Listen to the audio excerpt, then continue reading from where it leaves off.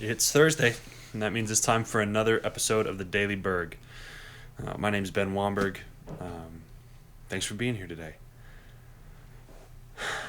I want to talk about my perspective and how I got to be the way that I am. And I suppose that means that it won't just be today. It might be like today and tomorrow. But basically, what I want to do is give you guys my testimony. So bear with me, as it might be a little more messy or a little more emotional than the last couple weeks would lead us to believe is normal. Um, like a lot of you guys, I'm sure, I grew up in a Christian home, and unlike a lot of people, from my point of reference, my parents did not force it on me. There was no, you have to believe in Jesus, you have to because it's the only way, etc., etc. I was not oppressed into my faith. I was not forced into it, and it wasn't forced upon me. They asked me to come to church with them, and there were times where I didn't want to go, and they made me go, but that was more along the lines of like, you can't stay home alone by yourself as a 7-year-old kind of thing, as opposed to any sort of imposition upon my will about what I should or shouldn't believe. I am told by my mom that I recognized Jesus for the first time as God when I was a munchkin, like maybe 2 or 3 years old. And I mean, that in and of itself is significant on some level, but I mean, you need to understand contextually. It's like my parents were touring musicians for, I think, 15-ish years before they had me. And they took 2 weeks off of a tour that they were on with Petra and Phil Kagi, I believe. And then it might have just been Petra. And then, like, 2 weeks off, had me, then back on the road. So, I mean, I grew up around dudes who were radical for Jesus and into music. And obviously, both of those components are huge in my life to this day. But having recognized Jesus from an early age, one of the things that caught me, and I want to say I was 4 or 5. It might not have been quite that early. It might have been 6. No, that was preschool, so that would have been 4 or 5.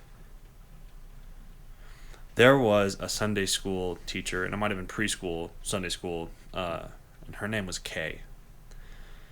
And she was one of those church ladies that just kind of, as a munchkin at least, exudes motherly coolness.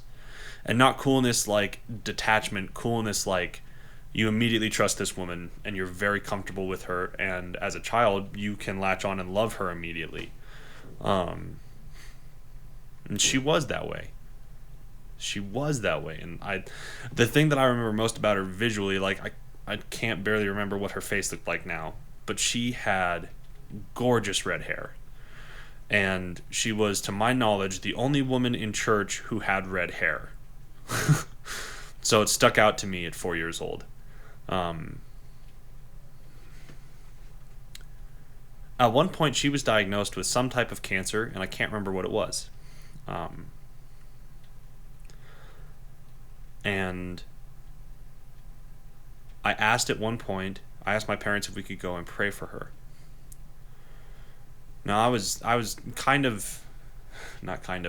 an observant tot. Like, I paid attention to how things worked and what the structure of things were and stories and how they came together. And I had grown up, obviously, hearing about how Jesus healed people, how he opened blind eyes and deaf ears, how he raised people from the dead.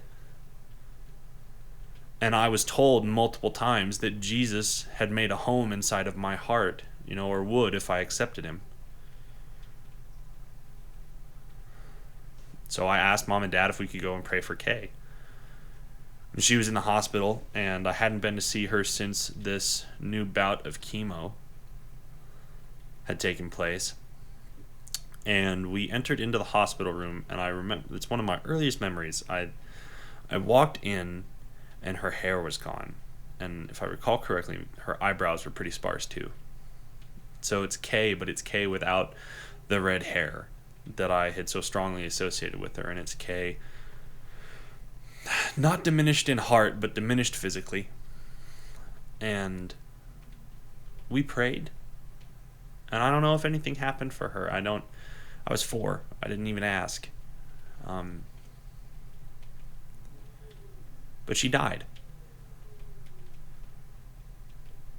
And even then at that point, so early on, I had problems with that. And not just in those sense of grief, but in a sense of anger or frustration. That this isn't how it's supposed to work. That if this Jesus is real, that's not how this is supposed to go down.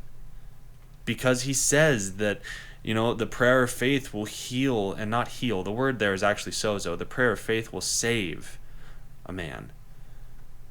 And the prayer of the faithful is powerful, etc. And told his disciples to lay hands on the sick, and they'll be healed. Gather together the church elders and anoint that person with oil, and they'll be made well. Take your pick. In the New Testament, it's very, very difficult to separate the grace and power of God from healing. Because sozo is his heart. Holistic salvation. Saved in every corner, physically, emotionally, mentally, spiritually, fiscally, all of it. There's no part of your life that God doesn't care about and want to touch. And even as small, knee-high to a grasshopper, I knew that. And it started a fire in me. I grew up pretty normal in terms of, interacting with people, friend groups, so on and so forth. I was raised on old school horror films and Twilight Zone episodes, as well as Teenage Mutant Ninja Turtles and all the rest of it. So I assumed that at least a portion of that type of analytical expectation worked its way into how I looked at the world. And I'm talking like the analytical expectation of Twilight Zone. What's the twist? What are they trying to say with this story? There were the usual childish games of physical exploration, and while in some ways they were very innocent, I was very morally aware as a child, and I knew that what I was doing there, the experimentation that was happening, was not something I wanted to be a part of, and wasn't something that I should be doing, but I was still doing it. And that developed a pretty severe cycle of guilt and self-loathing. I told my parents about it at one point. They forgave me. Everything's kosher. I didn't forgive me. I developed this thing when I was in kindergarten, and we have no idea where it came from. We've had tons of discussions about trying to figure out, was it from a family member, some teacher somewhere, or what was going on? Don't know.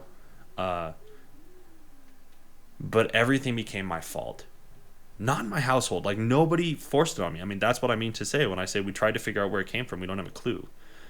But one of the best examples of it is my mom's pulling out of the parking lot one day, picking me up from kindergarten, and I'm in the the back seat, and I've got my little straps on, and this guy pulls out, and I didn't see mom or didn't care or whatever, and she has to swerve out of the way to not hit him, and from she's and from the back seat is this little voice, I'm sorry, mommy, I'm sorry. I had something shifted gears, and now everything that occurred that was bad was my fault in one way or another.